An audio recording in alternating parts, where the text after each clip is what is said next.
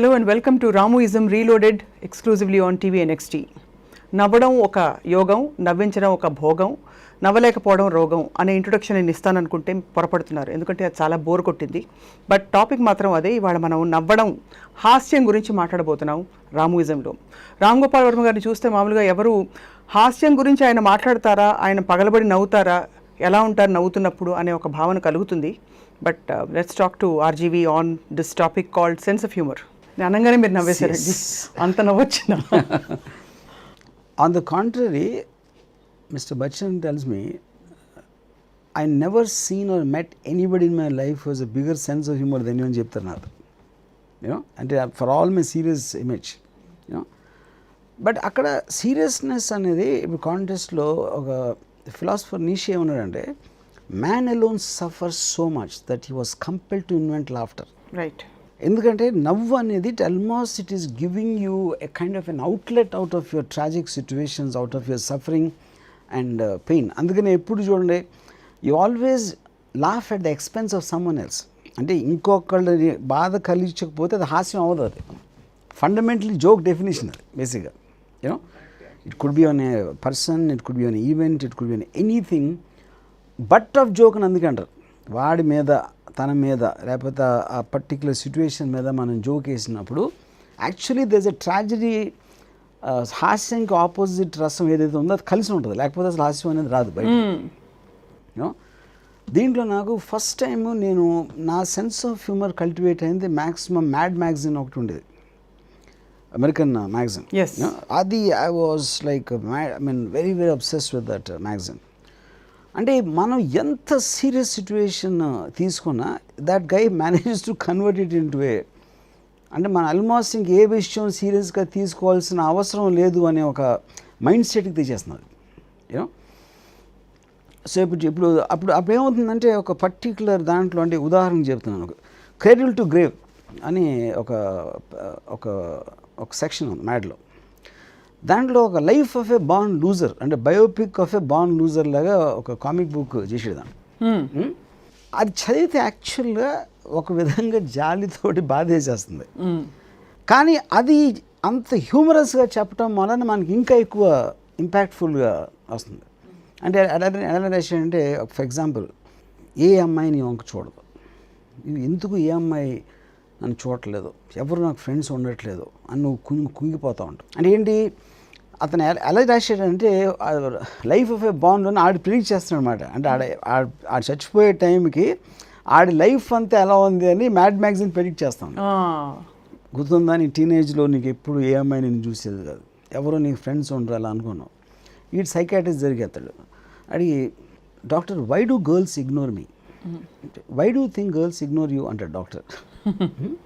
Why do worry, why do think you worry అంటాడు. అనేసి ప్రతిదానికి నువ్వు అడిగిన క్వశ్చన్ ప్రతిదానికి వాడు ఇంకో క్వశ్చన్ అడుగుతాడు, నువ్వు వాడికి డబ్బులు ఇచ్చి వెళ్ళిపోతావు. సైకోథెరపీలో 10 మంది స్ట్రేంజర్స్ కూర్చుని ఒకళ్ళ బాధలు ఒకళ్ళు చెప్పుకొని మీ అందరూ సైకోథెరపీకి డబ్బులు ఇచ్చి వెళ్ళిపోతారు. కానీ if you look at it, it's a joke.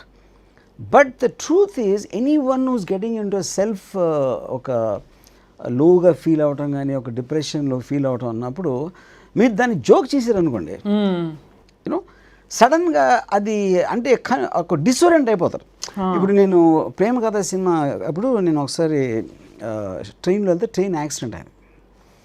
యాక్సిడెంట్లో ఒక 15 మంది పోయారు. దాంట్లో నా కజిన్ ఒక అతను పెట్టాడు, విద్య అని. అప్పుడు అతన్ని కెమెరా అసిస్టెంట్గా జాయిన్ అయ్యాడు అనమాట. And he is known to my relatives ఉంది. తను యాక్సిడెంట్లో పోయాడు, అదే యాక్సిడెంట్లో. సో నేను గుంటూరులో ఉన్నాను.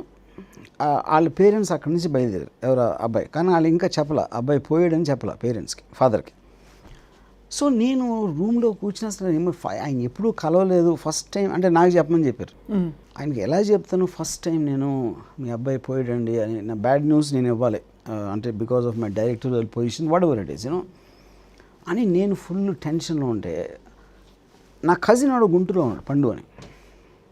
ఆడు ఏంటంటే నేను ఎలా చెప్పాలి ఆయనకి అని అంటే, నేను చూసుకుంటాను అన్నాడు. నువ్వేం చూసుకుంటావు అసలు, ఎలా చెప్పాలి కదా ఫైనల్గా. సరే అని ఆడేదో చేస్తాడని నాకు అర్థం కాలేదు. సరే ఆయన వచ్చారు. తలుపు తీసుకుని లోపలికి రాగానే నేను చూశాను, ఆయన మొహంలో ఏమో ఏం చెప్తానా అనే టెన్షన్ కనిపిస్తుంది, ఏదో జరిగి ఉంటుంది అని రమ్మన్నారంటే. ఈడు నా పండు, your lucky fellow sir, your god loves you son so much, ఈ టు గివ్ అవే అంటే అది మీరు నవ్వుతున్నారు. I don't know if it's a joke, I really don't know. అదే అంటే కాదు, ఇప్పుడు ఆయనకి ఏదో ఫస్ట్ ప్రైజ్ వచ్చేసి లాటరీ వచ్చేస్తే ఎలాంటి ఎక్స్ప్రెషన్ ఉంటుందో ఆ ఎక్స్ప్రెషన్లో చెప్తున్నాడు. లక్కీ ఫెలో సార్, గాడ్ మనందరూ ఎదవాలి సార్, మనం ఏం కావాలి దేవుడికి, మీ యొక్క అబ్బాయి అంటే ముచ్చట వచ్చేసింది తీసుకుని వెళ్ళిపోయాడు అంతే, యూ షుడ్ సెలబ్రేట్ దిస్ అని చెప్పాడు. This is how you broke the news to the father. ఆయన షాక్, ఏంటి ఒకేపు నుంచి షాక్లో ఉన్నారు, ఇంకేపు నుంచి ఇంకా. సో నేనేమనుకున్నానంటే అదే ఇప్పుడు ఆడ లేకపోతే రూమ్లో నేను ఒక పెద్ద ట్రాజిక్ మొహం పెట్టుకొని గదగదకు విన్న స్వరంతో నేను ఏదో చెప్పి ఆయన దాంతో ఇంకా ఆయన ఫుల్ టెన్షన్ ఫీల్ అయిపోయి ఫైనల్గా ఒక స్టేజ్కి వచ్చేసరికి I'm actually increasing the whole, అంటే ఏదైతే మన నెగిటివ్ ఫీలింగ్ ఆఫ్ సాడ్నెస్ ఉందో ఇంక్రీజ్ చేసాం. ఈడు ఫన్నీగా చెప్పాడు, కానీ if you look at the underlying thought of it, it's right, it's a very opposite way of telling bad news to a person.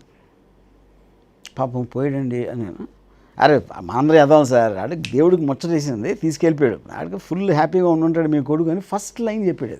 ఏది న్యూస్ నో నథింగ్. ఇప్పుడు ఈడు కూడా ఎప్పుడు కలలేదు, నువ్వు ఫస్ట్ టైం కలిసాడు ఆయన. యూనో నా ఐ డోంట్ నో, ఇప్పుడు నేను చెప్తే ముందు నవ్వుతారు ఫస్ట్ సడన్గా అందరూ, like you laugh just now, you know. కానీ I really don't know how it sounded. అంటే నేను షాక్ అయిపోయాను అసలు. But when I later realize that's the correct way to do it. Right. I mean, more better to break than in a very sad way. So that doesn't come exactly under sense of humor. For more updates, like, comment, subscribe to our channel. Hey darlings, గంటని click చేయడం మర్చిపోకండి.